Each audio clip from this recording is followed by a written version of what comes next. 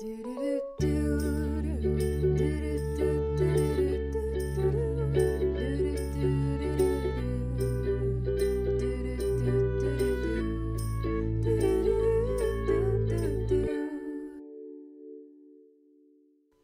everyone, this is Kyra with Imperfectly Broken, the podcast. Welcome to today's episode, Human Relations in Group Dynamics. So this class is actually this title is actually a college course I took just recently. And it was life-changing in every aspect of the word. I think the best part is that I didn't expect it to be life-changing. I didn't expect to go into it. I went into it thinking this would be interesting. This will make an hour and 15 minutes go by pretty fast. I get 3 credits. I get to learn about other people. I get to learn more about myself. This will be fun. And I didn't expect much. And so on the first day of class, when our professor said that it wasn't group therapy, but was also structured like group therapy, there were a few looks of what the heck did I get myself into around the class. And there was 15 people, so 15 of us, which is actually a pretty large group, but SUU only likes a certain class size in order to allow the course. And so because of that, the professor has to have at least 15 people in there. So in order to help myself out, I already went on and found a random name generator. And I probably clicked 15 different times to try to get a name that actually worked. And so rather than my professor's name, I changed it to Lewis. So his name is definitely not Lewis, but I'm going to call him Lewis so that I am protecting his privacy. Although I only have good things to say about him, but nevertheless. So anyway, this class was titled Human Relations in Group Dynamics, and basically what it was therapy. It was a group of us, so 15, sitting in a room in a circle, and we would open up and share, and then the group would ask questions and validate and empathize, and it was just immaculate and amazing. I learned so much more about myself, and I learned so much more about other people through the stories and the things that people shared. I learned more about myself through other people as well. When they shared something, it was interesting to be, struck by what they said and think, wow, that is me. And it's interesting how similar we are to each other, and we don't know it. And I don't think that's the case for everyone or most people, but it definitely is the case for some people. And I think that is an extremely interesting idea. So as I've spoken about this before, at the beginning of group, we did a first impressions assignment. So everyone's name was written down on this Google Doc, and we were supposed to go on and write down our first impressions. So I did, and I tried to write nice things on everybody's, and I think I hit everyone, but I'm not sure if I did. And then right now, this week, on that same assignment, we are assigned to write down our final impressions about everybody. And so last night at work, or this morning, I guess, I spent time, and I don't know how long it was, but it was pretty long, and I wrote down a message or a little paragraph about each person. I put it into a Google Doc to see how many words I put on. I wrote down 2,482 words to people. Is that crazy or what? So I think I wrote 15 little blurbs or messages to those people. I wrote them in third person except for one. I wrote one in to him, but the rest of them were all third person. Anyway, and so I actually copy and pasted what I wrote down to my professor, and he wasn't originally on the final impression list. His name wasn't there, and so I added it. So this is what I wrote, and keep in mind I changed his name to Lewis. Lewis wasn't originally on here, and I totally get and respect that. I just wanted to add his name because although I knew him somewhat before this class, My appreciation, gratitude, and love for him only grew tenfold over the duration of this class. Lewis genuinely and honestly cares about each person, especially those he gets to know. I don't know if he ever thought about it, but my main love language has always been words of affirmation. I tell my professors thank you after class because I feel grateful for the work they've put in to teach and be there. I meant it every time, but I especially meant it when I said it to Lewis. He almost always responded with, "Good job, Kyra." I'm not going to lie, most of the time I didn't know what he meant, and I'm still not sure to this day. On the days I shared, it made sense why he said it to me. On the days I didn't, it puzzled me a little bit, but I appreciated it nevertheless. It is nice being noticed for the effort and hard work you put into life, and his simple, "Good job, Kyra," made me feel really grateful and appreciative. Additionally, Lewis is someone who sincerely wants people to grow and become better. There were a few times when I had a hard time understanding something, and he brought me to his office to talk about it and help me come to a better and deeper understanding that will help me for the rest of my life. Don't mind me yawning. That's the thing about Lewis. He wants to help present you, but he really cares about future you too. I think that's what's invaluable and something I always want to implement in my life. Help someone in the present, but also teach the man to fish, so he's prepared for a lifetime. Lewis teaches people how to fish. Thank you for that. So that's the end of what I wrote. In context, there were a few times in group where we were discussing something and I had a hard time wrapping my head around what we were talking about or how people were relating to it. And each week we would write a reflection and turn it in that following Monday. And so the professor, Lewis, and his two TAs would read it on Monday and then give comment, and they would comment and feedback, give some feedback, and then we would go back to class on Tuesday and Thursday. And so they kind of got to know what was happening behind the scenes because they would read they would read everybody's reflections and know what they were thinking, even though they might not be openly sharing in group.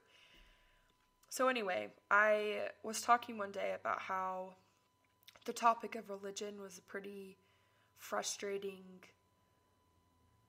topic for me in class because it kind of seemed like religion was the bad guy sometimes, and being a member of the Church of Jesus Christ of Latter-day Saints was the bad guy or something that was looked down upon. And that's not always the case, for sure. But there were just one or two people that I felt like being a member made me less than a person, and that made me really irritated. So anyway, I wrote something like that in my reflection and about how I was irritated and frustrated and how I was upset, and Professor Lewis commented on my paper and said some things. I can't remember exactly what he said, and I forgot to look it up, but he said some things, and I commented, like, "What do you mean? I'm so confused." And so we were in person in class. So I had a class with him first. I had Introduction to Counseling and Psychotherapy with him first. And then I had Human Relations and Group Dynamics with him 15 minutes later. So I had him for basically 3 hours. It was awesome. I love him. And in that class, after the first class I had with him, he said, "Hey, I want to talk to you about your reflection." And I was like, uh-oh, am I in trouble? And so we went to his office real quick, and we talked about it for probably 5-10 minutes. We were a few minutes late to group, which is unfortunate, but he just really cares about the individual and cares about the one, and so he didn't care, he was focused on making sure that I was learning and growing. So anyway, we talked about how I have this belief from my middle teenage years up into my younger adult years, and probably presently at that moment, I've been trying to compute these feelings and these thoughts. But he said that these beliefs that I have get me in a trap and don't lead me to ultimate happiness and freedom. And so we talked about it, and we came to the conclusion that I had this belief that righteousness should equal happiness immediately. Righteousness should equal happiness. And so that was hard for me because I didn't understand why in times in my life I was righteous and I wasn't happy, and why other people at times were not righteous and they were happy. And so I kind of went down this tailspin after that conversation. I could barely pay attention in group. I was having a hard time. Just focusing. I was in and out of it. I was really, really in my head. And I went home and I went to sleep because I had work that night at midnight. And then I woke up early before I needed to go. And normally I would try to roll over and go back to sleep. But something in me was saying, no, go downstairs and talk to your roommates. And I was like, that's weird. So anyway, I went down there, and two of my roommates were sitting down there watching a movie. They were watching Hercules, actually. And I said, hey, can I talk to you guys? And they were like, yeah, of course. And so we actually got into this 45-minute to an hour discussion. And it completely changed everything. It made me feel so much better. I felt validated. I felt assured. I knew what I was taught. I felt like I had finally broken through this wall that I had run into.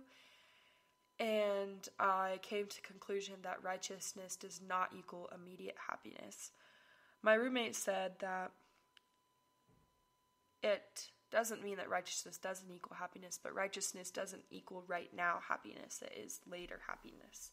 I don't know. Anyway, so we just came to that conclusion, and that helped me out a lot. And then I realized, do I really want people who are not, being righteous, quote unquote, to not be happy? No, of course not. I want people to be happy no matter what is going on in their lives, whether or not, they are, exactly what I'm trying to say. But I want people to be happy no matter what, whether or not they're a member, whether or not they're religious. I want people to be happy at the end of the day. I think what was hard for me, though, was when I was righteous and wasn't receiving happiness.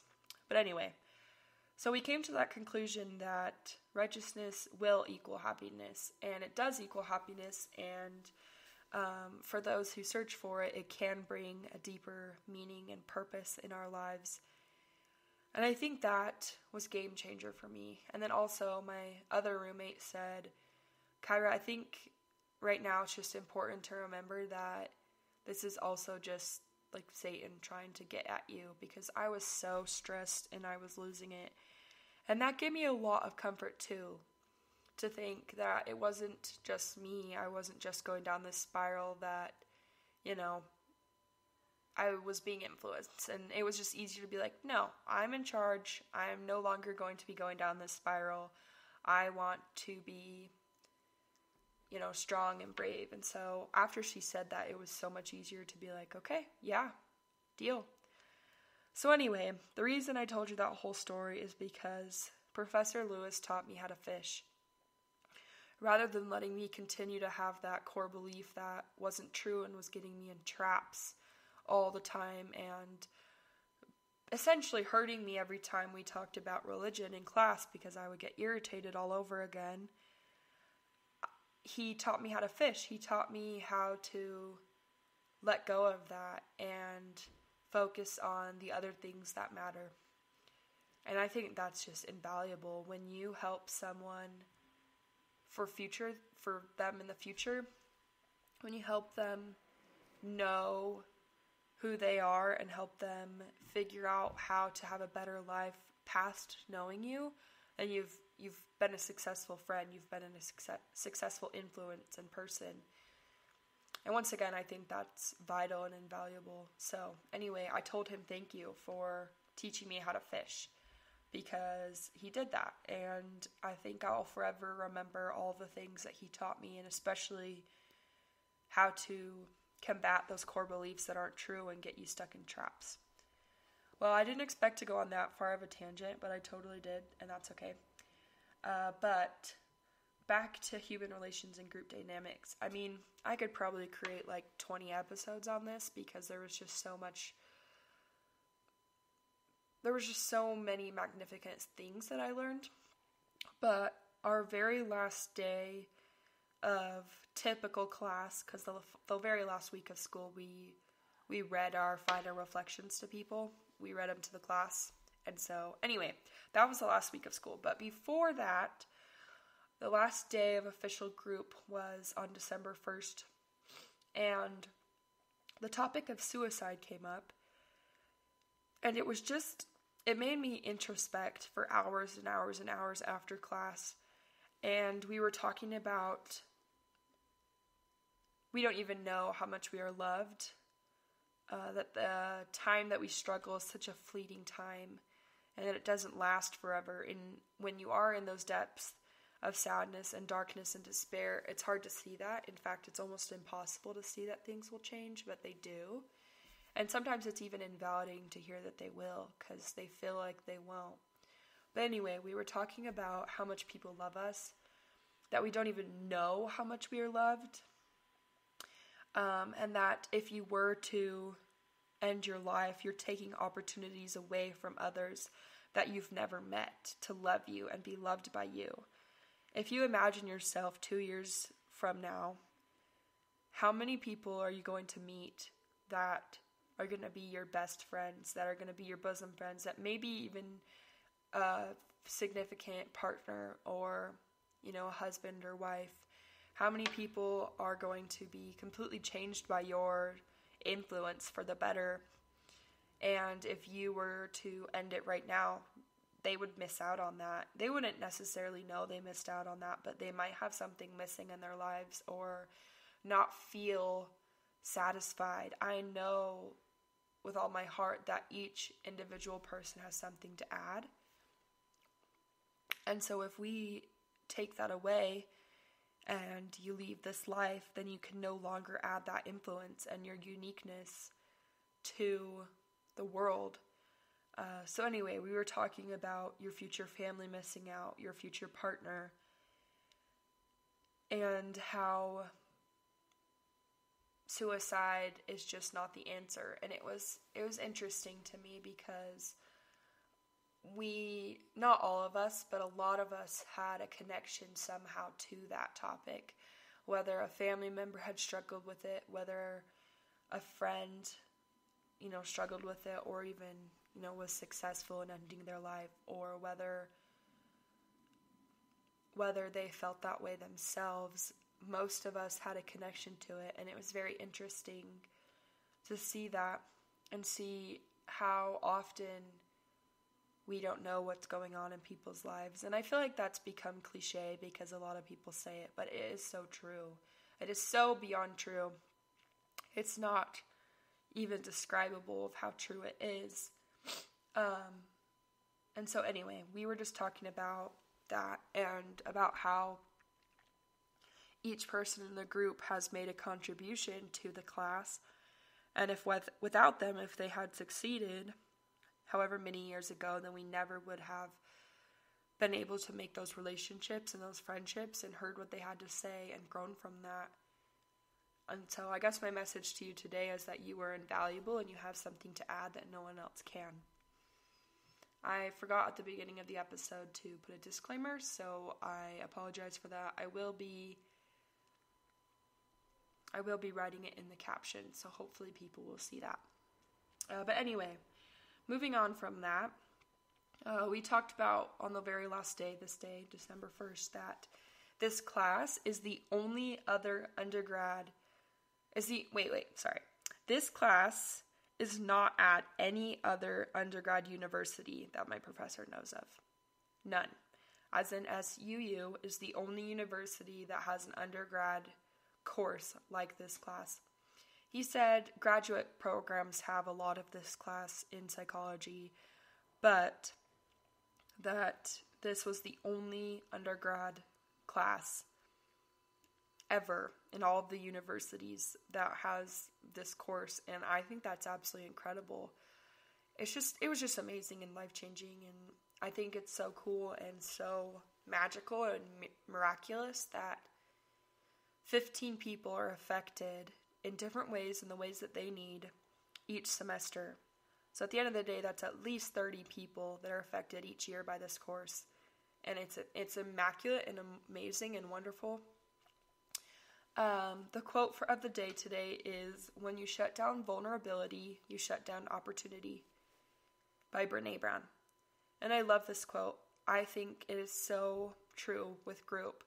If you're shutting down your vulnerability and you're choosing not to be vulnerable, then you're shutting down opportunity to connect with others, shooting down opportunity to grow, shooting down opportunity to relieve pressure and weight off your chest, because a lot of people were really scared to share, and rightfully so, and I got scared to share a few times.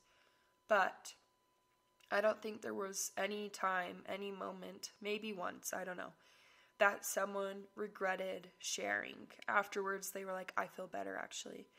And there was one time that I shared, and it was like at the end of class, and so we didn't get to finish it, and I felt awful. I was like, I hate that I just chose to be vulnerable. But when we got back in class 2 days later, we brought that up again, and then I felt better for sharing. And it's true. I think that's the case when people have earned the right to hear what you have to say and are careful in protecting your heart and protecting you in the vulnerable things you have to share, then there's no reason not to be vulnerable, especially with super close friends, because it will only bring you closer together. One thing that I'm now thinking about is that people cannot help you if they don't know what's going on in your life. You have to tell them. They're not mind readers. They can't just, wake up and be like, I need to go check on this person. And of course that happens for sure, but if you're struggling, you need to tell someone, and you can't get the help you need until you do tell someone. And maybe it's not even super dire, and maybe it doesn't feel like that big of a deal, but I encourage you to go talk to someone, and you'll be surprised that opening up and being vulnerable creates opportunities that can change your life and make it better. The word of the day is inundate, and it is a verb. And it said, many buildings were inundated. Flood, deluge, overflow, overrun, swamp, submerge, engulf, drown, immerse, cover, saturate, soak, and drench. And then also it said inundated by complaints, overwhelmed, overpowered, overburdened, overrun, and so on. But I picked this word because oftentimes when we are vulnerable, we are inundated with feelings. We are flooded with feelings. We are flooded with emotions. We're flooded with tears, maybe even. And I wanted to let you know that that's completely okay. And not only is it okay, but it is encouraged, because when that does happen and you are vulnerable in the right setting and in the right place, there are boundless opportunities to grow and become better and make connections and expand your love. So anyway, if you become inundated with emotions or inundated with tears, remember that you will also probably be inundated with happiness at some point, and inundated with opportunities, flooded with opportunities, immersed with opportunities. Your life will be overflow. Blessings will overflow in your life. And so I encourage you to be vulnerable. Find an opportunity this weekend, or not this weekend, this week, or even this weekend, to be vulnerable with someone. And it doesn't even have to be big. It really doesn't. Share something that in your day that was kind of hard, or something about yourself in your past. When you learn about someone's past, you learn more about their present. And I think that's really valuable and super important. So, thank you guys for listening. I really appreciate it. I am really grateful to talk about this today. I love that course, and I would suggest it to anyone who wants to take it. Unfortunately, it's only at SEU, like I said, and it is kind of hard to get into because there's almost always a waiting list. But I loved it. It was life-changing. I'm grateful I got to take it. Thank you for listening once again. Embrace imperfection. Find meaning, satisfaction, and joy from the journey. I'm Kyra, and this is Imperfectly Broken, the podcast.